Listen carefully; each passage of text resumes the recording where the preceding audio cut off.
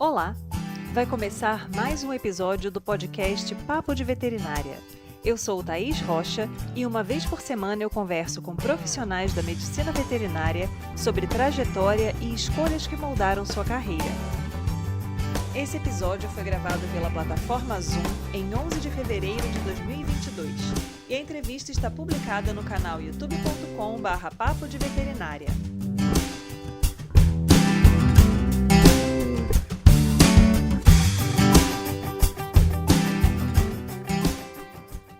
Com uma experiência vasta na cadeia aquícola, abrangendo pesquisa, ensino e extensão, o professor André Muniz Afonso, graduado em Medicina Veterinária pela Universidade Federal Fluminense, mestre e doutor pela mesma instituição em Higiene e Processamento Tecnológico de Produtos de Origem Animal, é professor na Universidade Federal do Paraná, campus Palotina, e nos conta sobre sua trajetória, que começou com a paixão pelo meio aquático antes mesmo da graduação. Durante uma greve, ele teve contato com a ranicultura e despertou, junto à iniciação científica em ictiologia, o interesse pelos organismos aquáticos. Venha saber mais sobre essa área de atuação. Seja muito bem-vindo, André. Obrigada pela sua disponibilidade de estar aqui com a gente hoje. Olá, Thaís. É um prazer poder hoje estar aqui no Papo de Veterinária, que é um canal que eu comecei a acompanhar nesse momento de pandemia e acabei me tornando também um fã do canal, né?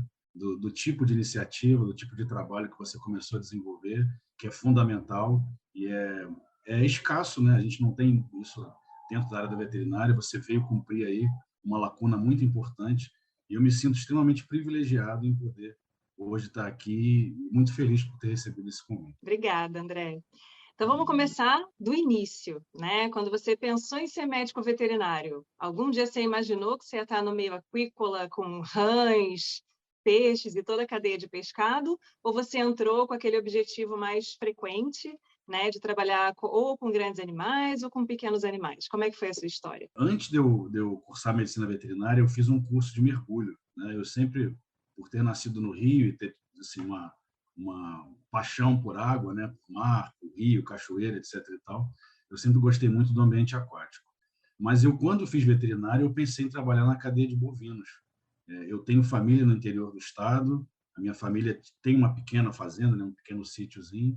Então, são coisas que eu vivenciei um pouco na minha história assim de infância e eu tinha uma vontade de trabalhar com animais de fazenda e principalmente bovinos.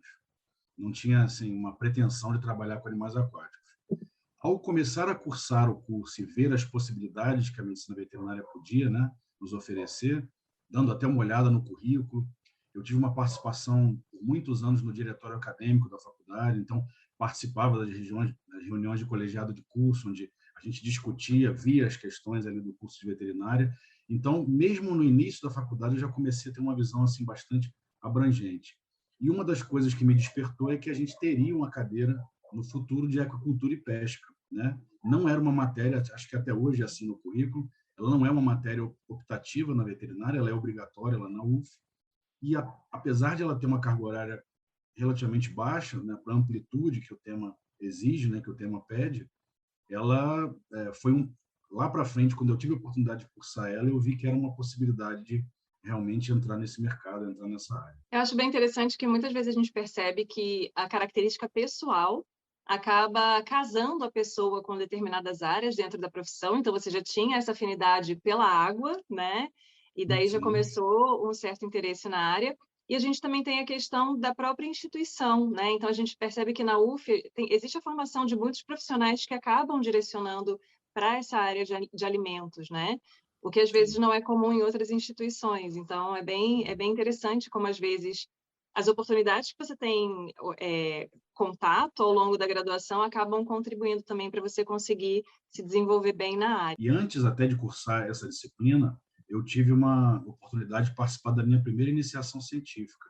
E foi justamente no laboratório de ictiologia. Então, eu fiz um projeto que nós íamos todo final de semana para Angra, veja que coisa ruim, né? Ganhando uma bolsa de estudos ali. E a gente mergulhava para capturar os peixes da região ali da Baía da Ilha Grande, para poder analisar, fazer uma série de estudos de genética. E aquilo foi, então, me dando uma oportunidade de conhecer um pouco mais essa área, né, que não é tão muitas vezes difundida no curso. Foi a iniciação científica que me direcionou para isso. E depois, fazendo a disciplina, né, de aquicultura e pesca, eu vi que existia a possibilidade de eu tentar me especializar, me aprofundar um pouco mais na área, e esse foi um caminho natural. Você consideraria, então, a questão da oportunidade de fazer uma iniciação científica também uma etapa importante para a formação, né? É importante porque a gente entende como a pesquisa funciona, é importante porque a gente cria um raciocínio em termos de organização, né, de trabalho, de metodologia de trabalho, nos dá uma certa disciplina, né, porque a pesquisa exige isso da gente. Então, foi fundamental ter feito essa iniciação científica. Eu estava no 5º período da faculdade, praticamente a metade da faculdade, né? E, assim, todos os meus alunos que tiveram, meus amigos que tiveram a oportunidade de fazer iniciação científica, e os alunos também, falando que eu sou professor, né? A gente vê que eles têm eles são diferenciados, né? Eles conseguem até o próprio desempenho acadêmico, a compreensão da matéria, tudo aquilo que se estuda é diferenciado quando a gente começa a estudar.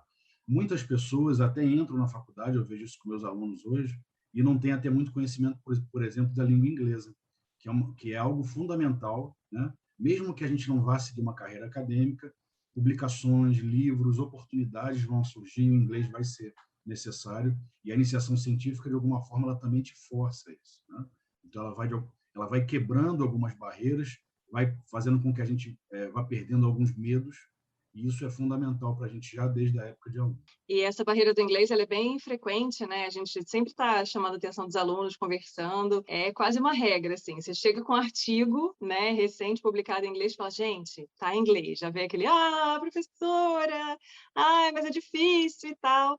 E é bem interessante como realmente essa vivência do inglês técnico é interessante para qualquer área, né? Porque mesmo que a pessoa não queira trabalhar com pesquisa, ela depois tem a oportunidade de ter acesso a uma literatura mais recente, que na sua maioria, mesmo quando é produzida no Brasil, ela acaba sendo publicada em inglês. Então, sempre é interessante o aluno ter atenção a esse aspecto aí. Conforme foi caminhando a sua graduação, você fez iniciação científica, teve esse contato mais próximo ali com a aquicultura. Como é que foi o seu planejamento de finalização de curso? Você já pensou em entrar no mestrado? Você foi para o mercado de trabalho? Como é que foi esse momento crítico, né, que a gente passa ali quando está terminando a graduação, todo mundo se descabelando, achando que não vai conseguir trabalhar, que não vai ter a bagagem necessária? Como é que foi essa parte da vivência para você? Nesse momento, mais ou menos quando eu cursei a disciplina de agricultura e pesca, era 6º período da faculdade, nós tivemos uma grande greve no ano de 98. E alguns professores já tinham dito para a gente que esse período seria longo de greve. Então, naquela época a gente não tinha na internet, não era algo tão comum. Eu me lembro da minha mãe, ela chegou em casa com um panfleto de um curso do Sebrae de ranicultura, e ela falou assim, André, você às vezes fala aí dos peixes, você está estudando, por que você não vai estudar um pouquinho, alguma coisa diferente assim? Eu peguei aquele panfleto, fiz esse curso do Sebrae, que até hoje, se eu não me engano, é ministrado na Escola Venceslau Belo. Fica localizado no campus da Castelo Branco, né? Ali tem um campus enorme, é onde é a Sociedade Nacional de Agricultura. Anos depois, eu virei professor de uma faculdade de zootecnia ali, a Fagran, que funcionou, né, juntamente ali com a Castelo Branco. Então, são essas coincidências da vida aí, se é que elas existem. E eu fiz esse curso nesse período de greve, me interessei muito pelo assunto, vi que não tinha possibilidade de alguém me orientar nesse assunto ali na UF, naquele momento, e fui conversar com a minha coordenadora de curso. E, por acaso, né, talvez uma outra dessas coincidências aí, ela tinha feito mestrado com um professor de Viçosa, que estudava nessa área de animais aquáticos e rãs em São Carlos, na UFSCar, e ela, então, conseguiu o contato, a gente ligou para Viçosa, e eu consegui um estágio de um semestre lá. Então, eu tranquei a minha faculdade após o 6º período, após ter feito agricultura e pesca. Eu fiquei um semestre me dedicando ao estágio na Universidade Federal de Viçosa. Ali eu fazia toda a rotina de trabalho do ranário, né, que é a instalação, ranário experimental da universidade, e acompanhava as pesquisas de iniciação científica que os outros alunos faziam. Então, eu me dediquei. Eu tive até uma carteirinha, né, de estudante lá de Viçosa, na época, para ter acesso à biblioteca, RU, enfim, tudo aquilo que a universidade oferecia, até a parte odontológica, etc. Eu tive a oportunidade de passar um semestre lá na Universidade Federal de Viçosa, E eu fiquei como estagiário do Ranário por um semestre, né? Um semestre letivo. Na verdade, não foram apenas os 4 meses normais do semestre letivo, acabaram sendo 6 meses mesmo. E ali eu tinha toda a prática da rotina diária com os funcionários do Ranário. É um Ranário muito grande lá, que produz mesmo carne, né?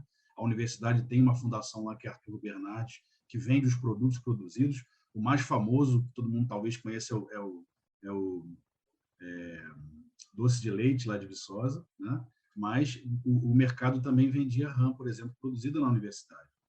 E eu, além de fazer a rotina do Ranário, eu também acompanhava os trabalhos de iniciação científica, as pesquisas dos alunos.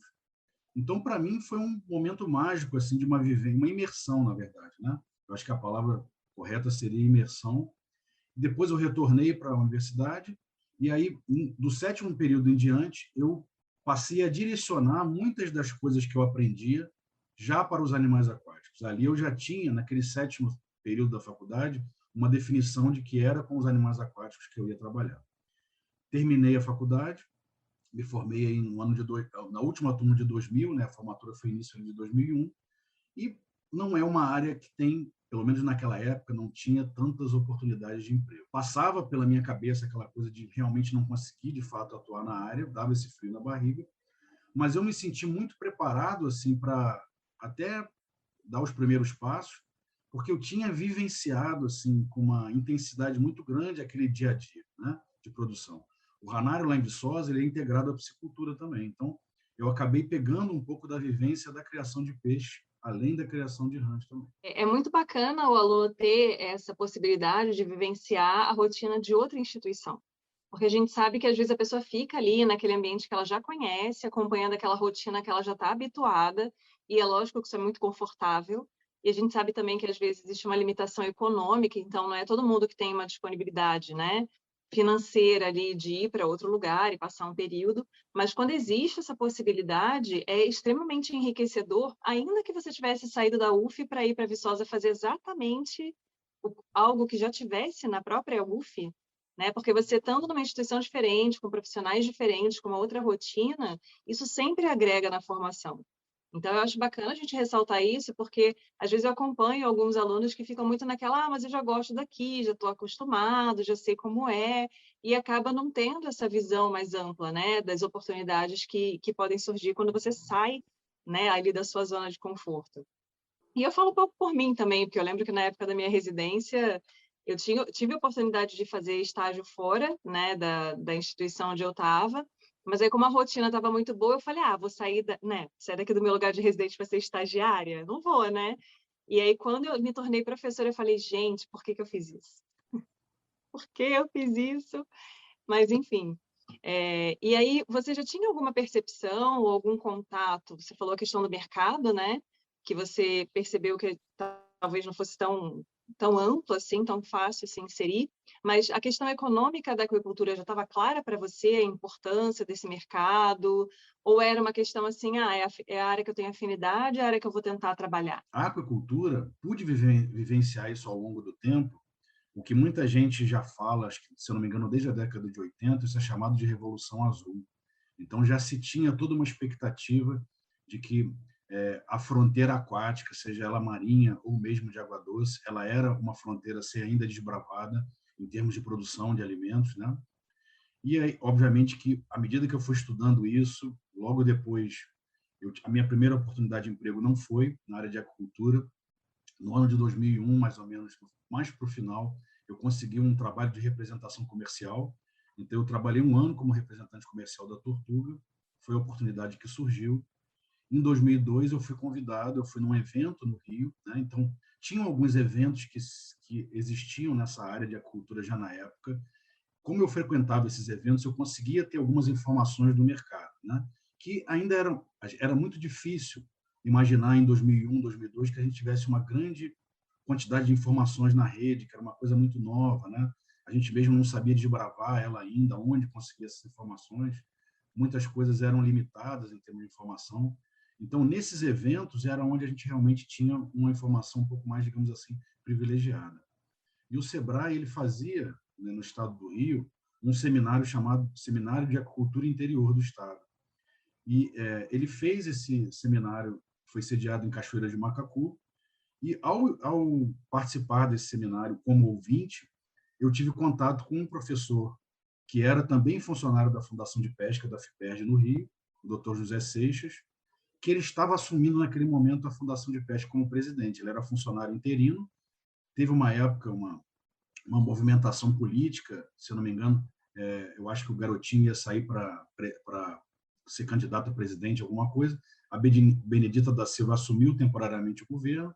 Com isso, houve uma reestruturação de algumas instituições públicas, ele vai e assume a fundação. E eu calhei de estar naquele momento certo, na hora certa. A gente muitas vezes fala isso, né? E no evento ali, ele fala para mim: André, nós precisamos desenvolver a área de ranicultura e não tem ninguém para fazer isso. E aonde eu conheci o Dr. José Seixas? Em Viçosa, porque lá ele fez também as suas pós-graduações, doutorado, etc. e tal. Acho que até o pós-doc, ele voltou para lá depois. E eu conheci ele num evento lá no Ranário, que eu estava lá como estagiário. Então, assim, são essas coisas que parecem coincidências, mas é justamente em função da gente ser aplicado, da gente pensar estrategicamente em estar presente nos eventos, fazer bons contatos, né? O networking, sem dúvida, é uma ferramenta importantíssima.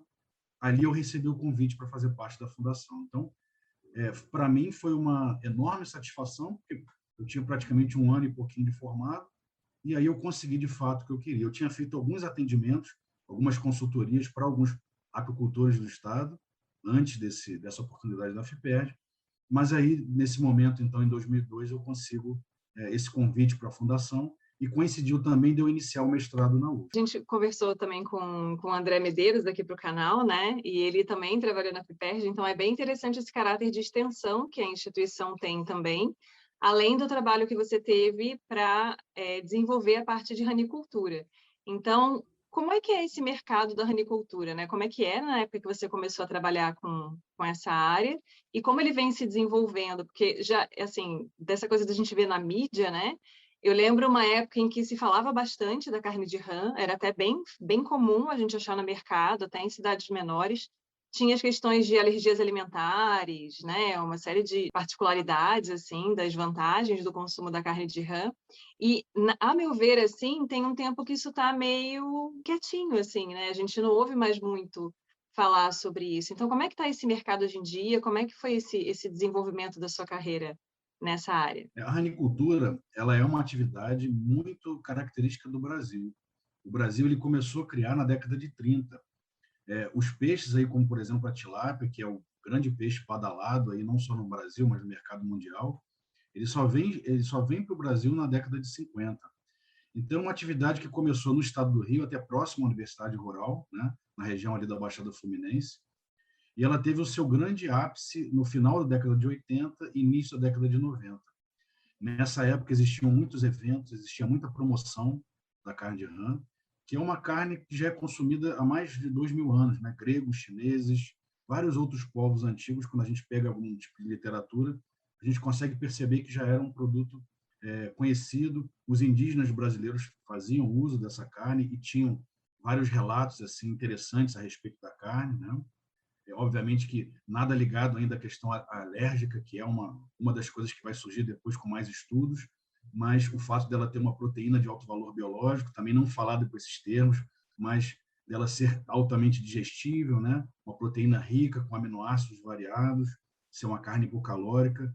Essa é uma propaganda que ela ainda não existia muito, não estava muito em voga na época. Quando o dólar mais ou menos se equipara ao real ali no ano de 94, né, quando é criado feito o Plano Real e a gente começa com essa nova moeda, carne de rã estava num processo de exportação que tendia a ser uma das formas de escoamento da produção no Brasil. Naquele momento não ficou tão interessante exportar, mas o mercado brasileiro não tinha sido preparado em termos de marketing para receber um produto que até hoje não é culturalmente, né, difundido na nossa população. Isso fez com que na década de 90 tivesse um decréscimo dos ranários. O Brasil chegou a ter 2.000 ranários na década de 80, né?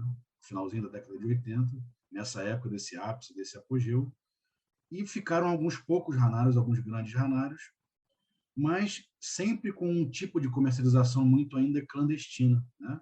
E à medida que a gente vai vendo a legislação avançar, algumas medidas relativas à questão de processamento, de inspeção, obrigatoriedade de selo de inspeção para que o produto pudesse ser comercializado em mercados varejistas, isso fez com que essa parte mais marginalizada da criação, de alguma forma, desaparecesse. Então, hoje, são poucos os produtores, as grandes empresas, porque são essas que seguiram o caminho da formalização, que é necessária. A gente precisa ter um produto seguro para ser consumido, né? Apesar de ser um produto excelente em termos de qualidade, é necessário que ele tenha um nível de segurança, né? Então, isso é um caminho que a ranicultura não trilhou tão fácil. Quando a gente vê a evolução da agricultura no Brasil, e ela vem, digamos assim, caminhando a largos passos, muitos dos projetos, quando a gente teve a presença do Ministério da Pesca, alguns editais de iniciação e fomento à pesquisa que nós tivemos por meio do CNPq, da CAPES, da FINEP, eles foram voltados mais para peixes e camarões. Então, é uma cadeia muito pequena, uma cadeia restrita, que não teve sim, muito incentivo, né? Então, ela resiste porque a carne de rã ela tem propriedades, digamos, medicinais, e ela tem esse viés, esse vínculo com alguma coisa que seja médica, que seja boa para a saúde. Então, em função dessa recomendação, que muitas vezes parte de um nutricionista, de um médico, inclusive para crianças, né, que têm muitas vezes alergias alimentares, com vários tipos de produtos, inclusive produtos de origem animal, ela é um produto sabidamente que muitas vezes faz com que aquelas pessoas... Toda vez que eu estou dando curso em algum lugar, aparece alguém falando assim, meu tio, meu irmão, eu mesmo, às vezes as pessoas falam, só sobrevivi porque comi carne de rã na minha infância. Então, isso é algo muito comum. E aí, pensando na questão do trabalho de extensão, né, porque a gente sabe que, quando a gente pensa no ensino superior, por exemplo, né, que a gente tem o tripé, pesquisa, ensino e extensão, a extensão, muitas vezes, é o patinho feio da roda, né? É um trabalho que, muitas vezes, não é tão divulgado nem dentro das instituições, qual é o seu papel, a sua importância, como é que o médico veterinário se insere fazendo esse trabalho de levar a informação técnica, né, para o campo, onde essa informação precisa chegar, né? Como é que foi essa sua atuação em extensão na FIPERJ? Você usou um termo que eu normalmente uso, né, em aulas, assim, em palestras, que a extensão é o patinho feio, né, dentro do tripé ensino, pesquisa e extensão da universidade, infelizmente. Como a gente falou anteriormente, né, à medida que a gente vai fazendo trabalho de iniciação científica, a gente vê o quão é importante a pesquisa, principalmente aquela pesquisa aplicada, aquela pesquisa que muitas vezes pode transformar a realidade do campo, e essa pesquisa, ela cada vez menos chega ao campo, porque nós publicamos cada vez mais numa língua estrangeira, publicamos em revistas internacionais, e aquele abismo que já existia antes, ele acaba sendo cada vez mais ampliado, né? Então, essa minha vivência na FIPERJ como extensionista foi o que me deu uma base, uma segurança muito grande, até para que eu pudesse depois também alçar um voo, na minha opinião, maior, que era o da docência, que era algo que eu também tinha aspiração, que eu tinha vontade de, pelo menos, passar por essa experiência para ver se era algo que ia me realizar profissionalmente, né? Eu posso dizer que eu sou realizado como professor, assim. E, ao mesmo tempo, eu continuo trabalhando com extensão, porque é muito ruim quando a gente vê que o que se produz, não só na academia, mas em institutos de pesquisa, de uma forma geral, não chega ao campo, chega muitas vezes, né, só para outros pesquisadores. Os trabalhos, aqueles assuntos ficam se replicando dentro de uma comunidade muito pequena. O campo eu escutei uma vez de um produtor, de um psicultor lá no Paraná. Ele falou uma coisa que eu já até comentei, que se a academia hoje parasse de produzir pesquisa por 20 anos e ela pegasse o que tem na prateleira e colocasse em prática, muita coisa ia ser diferente. É claro que a gente não pode levar isso ao pé da letra, mas o que ele falou tem um sentido muito grande, né? Quanto a gente já produziu de conhecimento, muitas vezes conhecimento aplicado, que em muitas situações é o que nós precisamos no campo, mas esse conhecimento não chega. E os órgãos de extensão, infelizmente, desde a época da era Collor, do governo Collor, eles começaram a ser desmantelados, né? Eles saíram de uma estrutura federal, foram estadualizados, né? Eles foram para uma estrutura governamental de Estado, e muitas vezes hoje, eu sei porque nós atuávamos muito em parceria com a Emater, alguns dos escritórios de extensão rural, não só no estado do Rio, mas eu vejo isso em outros estados, foi algo que também a aquacultura me proporcionou, conhecer o Brasil, porque eu tive a oportunidade de participar de projetos, visitar estados para ensinar, né, algumas das coisas que eu aprendi ao longo da minha caminhada. Eu consegui perceber que é uma dificuldade da extensão atuar, e ela muitas vezes só atua quando ela tem parcerias com as prefeituras. Então, muitas vezes é combustível, é o reparo de um veículo, são coisas simples para aquele profissional extensionista que tem, sabe, uma vivência, uma bagagem, um olhar mais amplo, poder chegar no campo e, às vezes, apertar um parafuso. Muitas vezes não é algo tão complicado. Quantas vezes eu tive a campo com produtores e, às vezes, num bate-papo simples, a gente resolvia um problema, né, de ordem assim, até mais estrutural, em termos de planejamento. Num bate-papo com ele se resolvia, que muitas vezes é aquela questão do técnico estar ali, de dar uma atenção, de estar próximo, né? E a extensão é uma grande escola. Eu tenho muita saudade dela, mas eu tenho a oportunidade de fazer ela na universidade. E digo até que eu tenho muito mais esse espírito extensionista do que de pesquisador, né? Eu desenvolvi a minha carreira, mesmo na universidade, muito mais com projetos, com trabalhos de extensão, do que com pesquisa de fato. E é interessante isso, né? Porque quando a gente pensa até no status que cada um dessas pernas, né, do tripé traz, a pesquisa sempre é aquela que acaba trazendo mais destaque para o docente, né? Então, muitas vezes, os docentes acabam sendo conhecidos, têm a oportunidade de viajar e conhecer outras instituições e fazer palestras pelos seus projetos de pesquisa, do que por serem excelentes professores em uma sala de aula ou por serem excelentes extensionistas. Então, esse olhar também dificulta um pouco até os próprios docentes, às vezes, dedicarem tempo à extensão, porque muitas vezes, dentro da instituição, aquilo ali acaba não revertendo em termos de carreira, enfim. Então, tem sempre umas questões complicadas aí, né, envolvidas, que a gente acaba descobrindo como é aí ao longo do caminho. Mas aí, André, pensando na questão, né, da bagagem que a extensão te trouxe e levando isso, então, para o seu desenvolvimento de carreira. Depois que você atuou na FIPERJ, você já estava no mestrado, né, que você tinha comentado.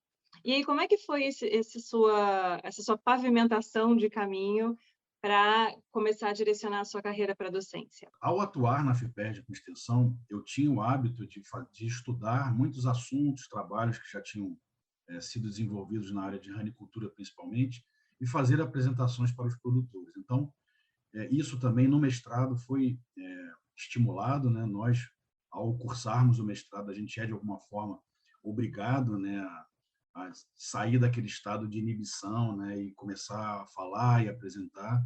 E eu senti que, mesmo tendo no início um pouco de, talvez, vergonha, aquele medozinho que a gente, né, acaba tendo, eu falo isso para os meus alunos, até hoje, na verdade, a gente tem medo. Qualquer pessoa que vai falar em público dá um certo frio na barriga. O que nós, às vezes, conseguimos é esconder melhor, né? A gente, com o tempo, a gente vai passando a esconder melhor. Então, isso, de alguma forma, foi me despertando essa vontade de querer ser professor. Ainda na FIPERJ, eu tive o convite para começar a dar aula, e eu ingressei na Faculdade de Medicina Veterinária de Valença, no sul do estado, né? Uma faculdade privada. E ali, então, eu realmente me descobri como profissional, né? Eu ainda atuei alguns anos na FIPERJ e como professor, e nesse meio tempo, por conta de indicações de alguns professores, da minha própria orientadora de mestrado, eu também comecei a fazer parte de comissões do Ministério da Agricultura na área de sanidade de animais aquáticos, porque eram poucos profissionais que lidavam com algumas cadeias. E na cadeia de ranicultura, por exemplo, poucos eram especialistas, né? Eu tinha acabado de fazer um mestrado em patologia animal, né, todo voltado para doenças de rã, né? E tinha esse conhecimento de que muitas vezes as doenças, elas não aparecem, né, ali de repente no campo, elas são em função de uma série de erros de manejo, etc. e tal.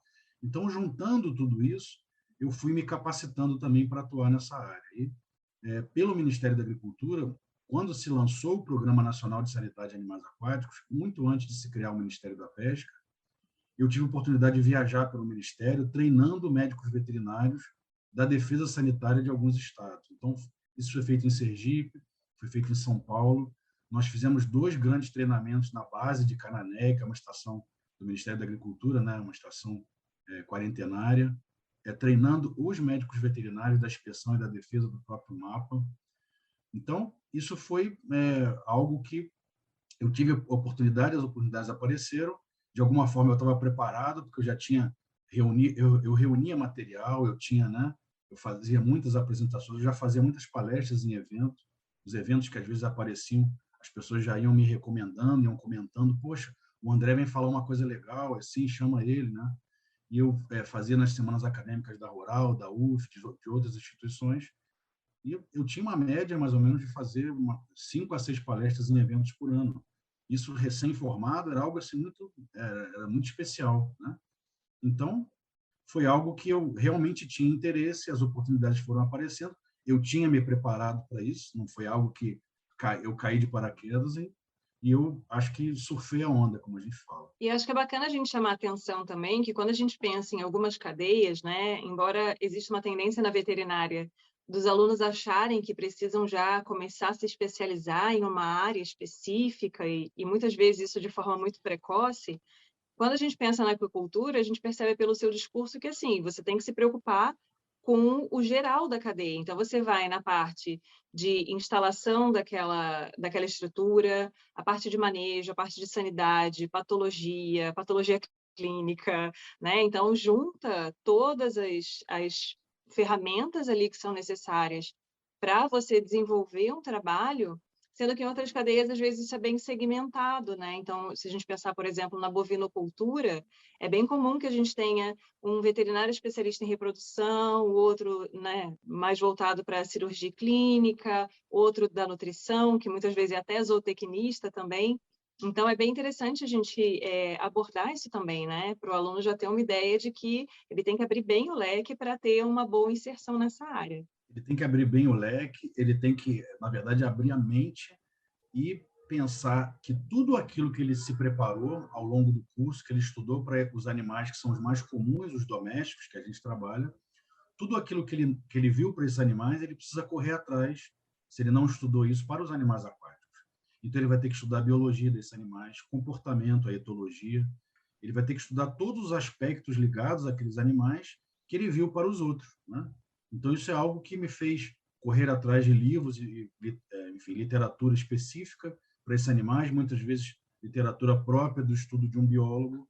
Então, a gente acaba ampliando também, entrando nessas outras áreas, para que a gente possa ter uma formação mais holística, né? Uma formação mais integrada. Que a gente, até isso é fundamental para a área de sanidade, é fundamental para a área de inspeção, né? Nunca, quando a gente encontra um problema, algum desafio, ele se restringe a uma coisa. Essa tendência de ser especialista é muitas vezes algo que o mercado realmente vai nos empurrando, né?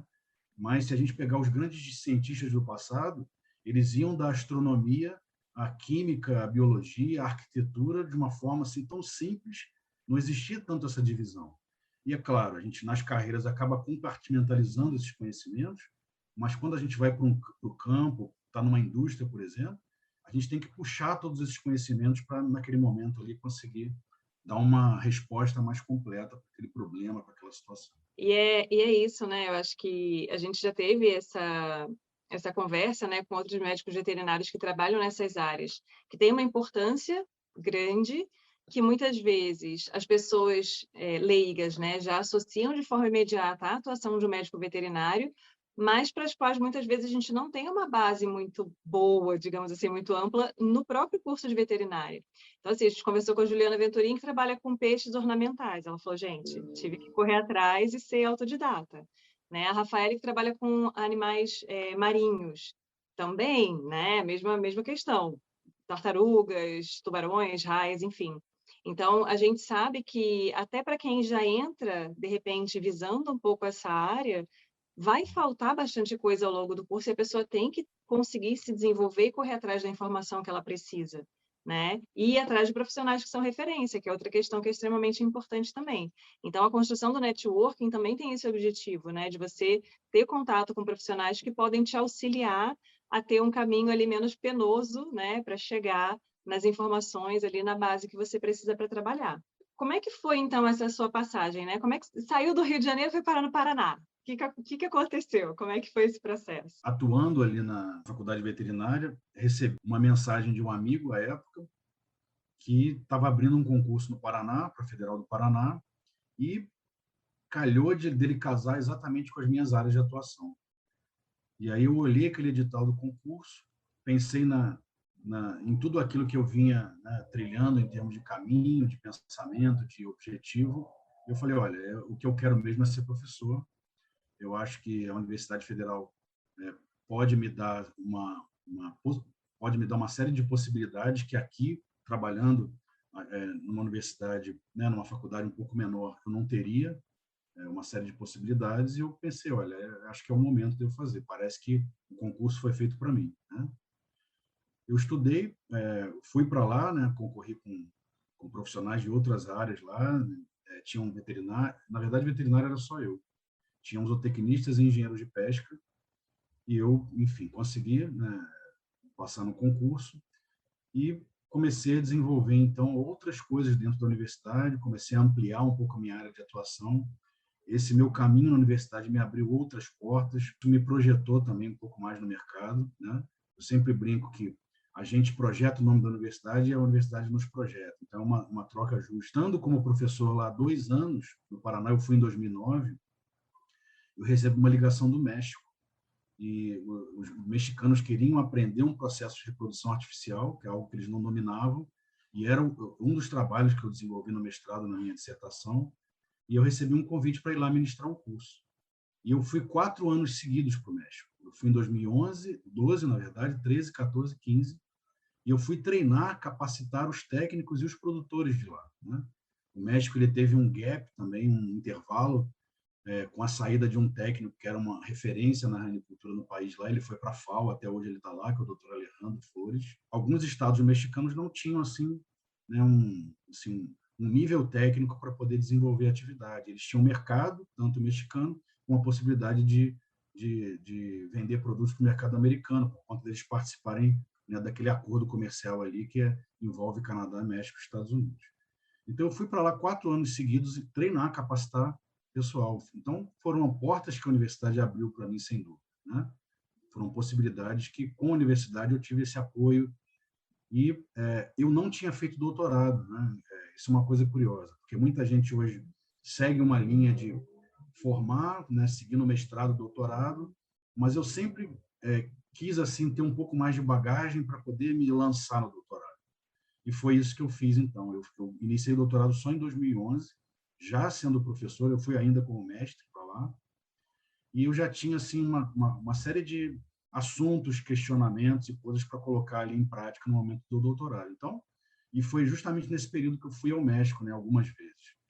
Então foi assim um momento assim muito aprendizado, muito oportuno, que a universidade me proporcionou. Então, eu acho que foi uma escolha acertada, né? Não tem dúvida em relação a isso. E aí, o que você percebe com relação às características de mercado, assim, né? Você estava no Rio de Janeiro, né? Atuou aqui durante alguns anos, e aí você foi para o Paraná. Tem muita diferença? Tem uma regionalização, digamos assim, desse mercado, da importância da aquicultura? Ou isso é amplamente difundido pelo país? Basta a pessoa ter olhos, né? Para encontrar ali a oportunidade, o local para se inserir? Como é que funciona isso? Existe essa característica de ser um pouco mais difundido em algumas regiões do que outras, né? Mas isso não impede que as pessoas hoje, a gente falar no sentido de que a informação não chega, a gente sabe que talvez para algumas camadas um pouco mais, né, de menor acesso à economia circular, de uma forma geral, isso é um pouco mais complicado. Mas, de uma forma geral, a informação chega, enfim, as notícias chegam. O que acontece é que esses escritórios regionais de extensão, muitas vezes, eles têm uma atuação em municípios, em regiões voltadas para aquilo que aqueles profissionais ali trabalham ali têm uma vocação maior. Então, a gente vê que algumas regiões elas se desenvolvem mais para uma área e para outras não. O Paraná ele é um estado assim berço em termos de produção, porque ele é produtor também dos grãos, né? Então, ele não é só um estado produtor de proteína de origem animal. Ele tem a base daquilo que se utiliza para a alimentação dos animais, que é algo que no Rio a gente via muita dificuldade. Assim. O Rio é um estado que, historicamente, ele foi o primeiro produtor de muita coisa no Brasil, né? Que muita coisa chegou primeiro no Rio, as coisas começaram a se desenvolver. Se você perguntar a produtores de laranja antigo, a região de Nova Iguaçu era uma grande produtora de laranja, isso depois migrou para São Paulo e nunca mais voltou. Então, o Rio ele tem uma história de produção muito interessante. Só que o estado é um estado pequeno, ocorreu assim, enfim, um êxodo muito grande, né, para os centros urbanos, e esses estados que têm uma vocação, digamos assim, maior, mais área ampla, talvez mais área de planície, né, são estados que têm uma possibilidade maior de desenvolver algumas criações. Tanto é que não só o Paraná, mas o Centro-Oeste hoje está realmente dominando essa área, né? E são estados que têm uma abundância muito grande de água. Não é que o Rio até não tenha, as bacias hidrográficas no Rio, elas são abundantes, mas elas competem com uma demanda enorme para os centros urbanos em relação à água, né? Nesses outros locais, você tem água abundante, você tem políticas públicas voltadas para a produção agrícola. Então, de alguma forma, existe uma vocação dessas regiões, não especificamente para a aquacultura, para a produção em geral. E a aquacultura, uma vez ali estimulada, dependendo do município, né, dos profissionais ali inseridos, ela tem tudo para se desenvolver. E aí, pensando em coisas que você sabe hoje, que você não sabia quando você entrou na graduação, existe algo que você gostaria de voltar no tempo e falar para o André?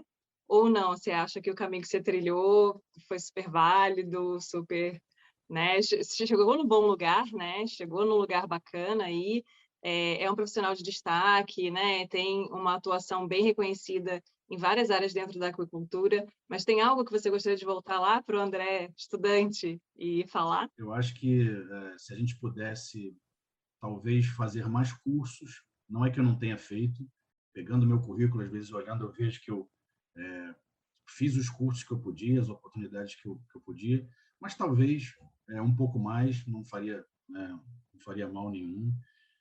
Algo que não era tão comum na minha época, mas já existia, que era intercâmbios, né? Eu acho que os alunos hoje têm que procurar, se existe a possibilidade de realizar algum tipo de intercâmbio, seja com outras universidades no país ou principalmente fora, é importante, como você mesmo falou. Quando a gente sai, a gente até aprende a valorizar muitas coisas que naquela nossa escola a gente não enxergava, né, de positivo, algumas coisas que podem ser modificadas, e isso acaba, de alguma forma, também trazendo muita maturidade para a gente. Então, claro que eu sentaria, né, com o André, estudante lá, e falaria para ele estudar várias outras cadeiras, por exemplo, da veterinária básicas, que talvez no momento ali de início de faculdade, né, a gente, por conta de ter muitas disciplinas e muitas coisas, não tenha dado a devida atenção ou tenha estudado elas de uma forma, eu não vou trabalhar muito com isso, então não vou estudar, não vou me aplicar tanto nessa área. E quando a gente chegar lá no final, a gente vê que todas essas áreas, elas não estão ali por acaso, né? Cada pedacinho do quebra-cabeça é fundamental para que você, no final, tenha uma visão mais ampla de tudo, né?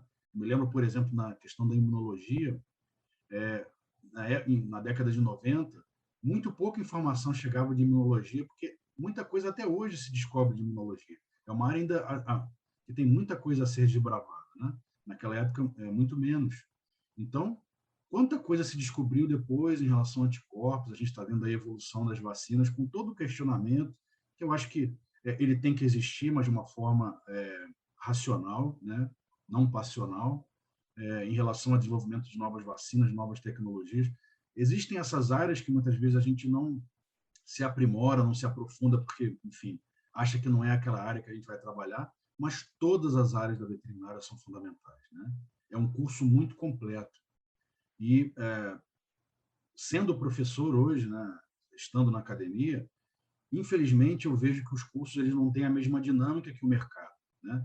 A gente tem muito receio em mudar currículo, porque a gente sabe que isso gera problema, né? Às vezes 2 turmas, 3 turmas com currículos diferentes, mas o mercado é isso. A academia, de alguma forma, ela tem que se adaptar a essa velocidade de mercado, porque a profissão, né, a profissão precisa realmente abraçar essas novas áreas. E a veterinária, acho que é muito pouco tempo para a gente fazer veterinária, né? 5 anos, se fossem 6 anos, seriam ainda poucos anos para a gente estudar todas as possibilidades. Então, o que eu diria principalmente, mesmo tendo seguido um caminho assim bem estratégico de me especializar enquanto aluno, ali especializar no sentido de estudar coisas específicas da área, eu diria que seria importante se aplicar mais em todas as áreas, independentemente se aquela área seria seguida ou não, né? Eu falo isso para meus alunos, a gente não sabe o dia de amanhã, eu oriento alguns alunos em estágios final de curso, eu falo, olha, é uma possibilidade que vocês tenham emprego nessa área, né? Então, alguns conseguem realmente emprego na área, outros descobrem que não é, mas é fazendo estágio, estudando, que o aluno realmente vê se aquilo ali é o que vai, né, aquela coisa que vai dar o brilhinho no olho, né? E aparece às vezes balela de professor, né? Porque eu acho que tantos professores falam tanto isso. Gente, vocês não sabem o dia de amanhã, você não sabe a oportunidade que vai surgir a hora que você tiver com o seu canudo na mão, né? Nem sempre você tem a possibilidade de ficar aguardando a oportunidade que você sempre sonhou aparecer. Normalmente você tem que pular de cabeça no que surge ali no momento. E quanto melhor for o aproveitamento ao longo do curso, mais fácil vai ser você ter a flexibilidade de se inserir em áreas diversas, né? Porque o curso de veterinária ele dá uma base ampla para o aluno. Só que tem isso que você comentou, né? Acho que todo mundo faz isso enquanto aluno. Você tem aquelas disciplinas que você tem menos afinidade, você fala, mas eu não vou usar isso aqui tanto assim, né? Acho que isso aqui não vai ser tão importante, eu vou só tirar nota para passar aqui para seguir para a próxima, né? E tentar chegar naquela disciplina que faz meus olhos brilharem. Só que a gente sabe que existe uma ampla gama de possibilidades que, às vezes, a gente, né, fica um pouco capenga ali para aproveitar, porque o tempo, né, não foi tão bem utilizado assim, mas nunca é tarde. Nunca é tarde, a gente pode estudar depois, né? Enfim, a gente perdeu aquele momento, vai, de alguma forma, ter que correr atrás disso depois.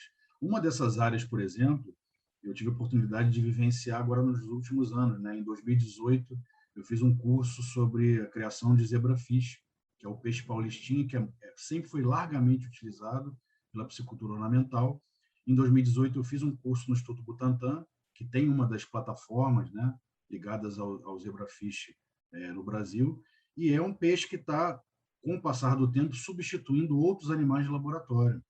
Então, isso é algo que hoje já tem campo e vai ampliar muito mais, vai abrir muito mais oportunidades, uma vez que é um médico veterinário responsável técnico de biotérios, né, de criatórios, de animais de laboratório, etc. Então, isso é algo que a gente, na academia, sente uma deficiência, né, porque nós precisamos preparar esses profissionais para esse mercado de aquáticos, né? Os alunos, de alguma forma, eles despertam interesse também, né? É algo novo, os animais aquáticos são animais que, não sei explicar muito bem isso, mas nós temos uma afinidade, né? Enfim, não sei se é porque a nossa gestação ali é no meio aquático, não sei se é porque o nosso corpo é 80% água, né? Mas a água faz parte da vida, a água é vida, né? Então, essa afinidade, essa possibilidade de trabalhar com aquáticos, ela precisa ser apresentada também para os alunos, né? E para aqueles que, de alguma forma, vendo hoje, de repente, né, essa nossa fala aqui, vendo outras apresentações de outros profissionais veterinários, como você mesmo já falou no canal, né, já passaram alguns, eu já vi algumas nesse sentido, é importante, então, que ele entenda que se a universidade não fornecer isso para ele tem condição de correr atrás.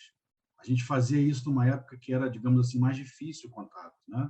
A gente não tinha e-mail, nome, telefone. Hoje você entra numa página de uma universidade, você sabe a área de atuação de cada professor, tem ali o e-mail dele. Você pode pedir para um professor da sua universidade intermediar esse contato. Então, assim, basta querer, né? Então, além do seu canal do YouTube, que também tem muita informação bacana, né? Você tem um monte de material lá disponível para o pessoal acessar também. O que você sugeriria para o aluno que tem interesse nessa área e quer procurar uma informação adicional, seja ainda ao longo da graduação, né? Ou até depois, enfim, numa pós-graduação? O que tem, assim, que você acha que é bacana, né? Para o pessoal começar a correr atrás aí? O Instituto de Pesca de São Paulo, ele fornece regularmente, ele oferta, né, regularmente cursos, tanto na parte de criação de animais aquáticos, como na parte de processamento de peixes também. A unidade que o Instituto de Pesca tem em Santos é uma unidade específica, onde tem ali pesquisadores ligados a essa parte de processamento. Então, é uma boa instituição a se procurar. Existe uma outra associação no Brasil, que é a Aquabio, que ela congrega vários profissionais da cultura, e é bom que a gente diga isso também aqui, a aquacultura é uma área multidisciplinar, e ela deve ser multidisciplinar. Só que o médico veterinário precisa entender que ele precisa fazer parte desse conjunto, desse grupo, né, desse trabalho em equipe que muitas vezes é realizado na cultura. O engenheiro de pesca e o engenheiro de aquicultura, eles têm a sua importância na área. O biólogo tem a sua importância na área, muitas vezes um oceanógrafo tem a sua importância na área, um zootecnista, claro, também tem a sua importância na área, e o médico veterinário é fundamental assim como todos esses outros, para que a gente possa ter vários profissionais atuando no fortalecimento de uma cadeia que ainda é tão incipiente de tecnologia, em alguns casos, né? De informações. Quantas doenças nós já conhecemos e já estamos, assim, digamos, cansados, né? Entre aspas, usando a palavra, né, com uma certa licença, cansados de estudar e de, assim, de conhecer como aquilo ali se desenvolve, um ciclo, né, muitas vezes de um parasita. E na aquicultura muita coisa é totalmente desconhecida. Então, esses cursos que a Aquabio promove, e ela tem um congresso que é bianual também, que é o Aquaciência, a Abrapoa, a Associação Brasileira de Patologistas de Organismos Aquáticos, ela também fornece cursos, inclusive na área de sanidade, para complementar esses conhecimentos dos médicos veterinários. Algumas universidades que têm a UFMG, por exemplo, ela tem um curso de aquacultura. E como ele é um curso muito, digamos assim, é um curso meio que irmão ali da veterinária, surgiu muito tempo depois, por iniciativa de alguns professores da veterinária, há uma boa associação entre esses dois cursos ali. Então, vira e mexe, eles estão promovendo algum evento, algum curso. O SEBRAE, né, é uma boa instituição. Hoje nós temos várias universidades que estão fazendo cursos online também. A pandemia, com todos os problemas que ela também trouxe outras coisas positivas, e isso é uma delas, né? Eu tive a possibilidade agora de participar na pandemia de um curso promovido pela Universidade Federal do Rio Grande do Norte, como instrutor, né? Então, eles fizeram uma seleção de profissionais e eu fui um dos instrutores desse curso e nós formamos mais de 2.000 pessoas na área de produção de peixes com processamento, né? Online. Gente do Brasil inteiro e de fora do Brasil. Então, é muito mais fácil hoje conseguir esses cursos até em plataformas online. Eu já gravei cursos em plataforma online, eu tenho cursos disponíveis, enfim. Existem profissionais que têm já tem cursos no mercado, né? Então, não é nada assim complicado. Ainda vai dar uma canja a mais, que hoje em dia não tem nada que a gente joga no amigo Google, né, que não surge ali. Mas eu sempre gosto de trazer essas perguntas a respeito de cursos e instituições que são confiáveis, porque a gente sabe que com a expansão do online também tem muita disponibilidade de cursos e formações que às vezes não vão agregar tanto assim, né? E às vezes a pessoa recém-formada, a pessoa menos experiente, não tem muito, né, essa malícia de entender, né, que ela tem que procurar um profissional, um nome que seja uma referência importante ali, para ela saber qual é a bagagem que ela vai conseguir agregar na formação dela ali com aquele curso, né? Isso aí. O Conselho de Veterinária de São Paulo também, o CRMV de São Paulo, ele promove um tipo de treinamento continuado, como tem em todos os conselhos, né? Mas eu já tive a oportunidade de participar de alguns dos cursos lá como instrutor, e eles fazem muita capacitação em animais aquáticos. Então, eles têm lá dentro da grade de programação, para o pessoal ligado ao Conselho de São Paulo, eles têm uma grande possibilidade de terem mais acesso à informação, né, dentro de um curso do Conselho. Então, é um outro exemplo também, mas aí é algo que vai surgir já depois de formado, né? Mas é aquilo que eu vejo muitas vezes você conversar, e com toda razão, né, no programa, a gente não para de estudar nunca, né? Então, a graduação é um período importante, onde a gente vai ter aquele volume enorme de informações, de áreas de possibilidades, e depois de formado, a gente não vai, muitas vezes, também fechando o leque. A gente vai continuar abrindo o leque também, claro, de repente, para uma área, para um segmento que nos interessa mais. Tem pessoas que trabalham com segmentos até bem diferentes, conseguem equilibrar o tempo dela nesses segmentos diferentes, ainda dentro da veterinária, mas essa formação ela é continuada. E o Conselho de São Paulo, por exemplo, é uma instituição que abre esse tipo de possibilidade. É uma queixa muitas vezes do médico veterinário, né? Nossa, eu pago aquela anuidade super cara, e aí, o que o conselho faz por nós? E aí existem essas iniciativas que muitas vezes a gente não tem conhecimento, né? Então, é importante também as pessoas se informarem para terem noção do que tem ali à disposição. Às vezes não vai atender absolutamente todas as especialidades ou as áreas, mas tem iniciativas aí em andamento, né? E, André, você gostaria de falar mais alguma coisa, deixar mais algum recado para o pessoal que está assistindo, dar mais alguma sugestão aí dentro da sua experiência, né, como profissional, como docente também? Gostaria. A gente já deixou assim várias informações aí, importantes, né? Acho que vários recadinhos, né, no meio dessa conversa aí, vários toques assim para que os estudantes possam perceber as potencialidades da área. mas eu gosto muito de abrir algumas palestras comigo com informações de mercado. Então, enquanto que as cadeias mais tradicionais que nós estudamos, de bovinos, suínos e aves, elas praticamente estabilizaram em termos de crescimento, ou crescem muito pouco, a área de aquicultura ela cresce de uma forma extremamente rápida, num percentual absurdo no Brasil e fora do Brasil, e é algo que não tem mais volta isso, né? Os animais aquáticos, a gente consegue criar eles muitas vezes em espaços periurbanos, não necessariamente precisa ser num ambiente totalmente rural. Há essa facilidade de se criar em locais pequenos, né? Estruturas menores, mas com valor agregado. No próprio interior do estado do Rio, por exemplo, se iniciou há alguns anos um projeto de produção de camarão marinho no município de Itaperuna, que fica bem no interior do estado, né? Bem longe da costa. Como é que se consegue fazer isso? Porque se produz água salgada ali. Se colocam alguns sais, se saliniza, né, os minerais importantes ali para a formação até da carapaça do camarão na água, e se produz o camarão num lugar onde naturalmente ele chegaria de uma forma mais cara por conta de toda a logística necessária para o camarão chegar no interior. O produtor ali tem acesso a um mercado direto, né, produzindo ali em propriedades pequenas, utilizando a água de forma racional, podendo agregar a produção do animal aquático com vegetais. Isso é algo que a gente também só vai ver depois que atua na área, né? Que a hidroponia ela pode ser agregada à aquicultura, fazendo o conjunto que a gente chama de aquaponia, ou seja, a gente consegue também utilizar os efluentes da aquicultura para produzir uma outra coisa, agregar valor à propriedade. Então, assim, as possibilidades da aquicultura são enormes, né?